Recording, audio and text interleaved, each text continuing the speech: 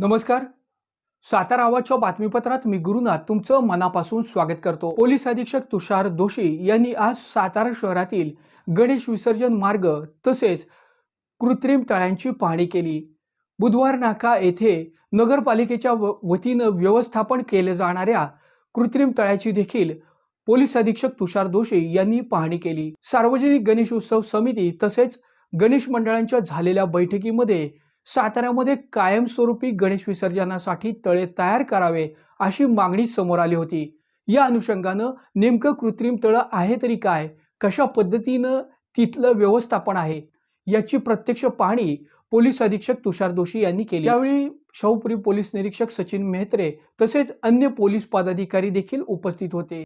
Satara आवाजनं police अधीक्षक तुषार दोशी यांना आपल्या समवेत झालेल्या गणेश मंडळांच्या बैठकीमध्ये कायमस्वरूपी तळ्याची मागणी केल्याची आठवण करून दिली. यावेळी सातारा जिल्हा प्रशासनाच्या सोबत तसेच लोकप्रतिनिधींसमवेत आपण या कायमस्वरूपी गणेश विसर्जन तळ्यासंदर्भात निश्चितच विधायक भूमिका घेऊन पाठपुरावा करू अशी देखील माहिती दिलेली आहे. सुरू झालेल्या गणेश उत्सवाच्या पार्श्वभूमीवरती तसेच सातारच्या गणेश विसर्जनाच्या सुरक्षिततेच्या अनुषंगानं गणेश विसर्जन मार्ग तसेच कृत्रिम तळ्यांच्या माध्यमातून पाहणी करताना पोलीस अधीक्षक दिसून आलेले आहेत.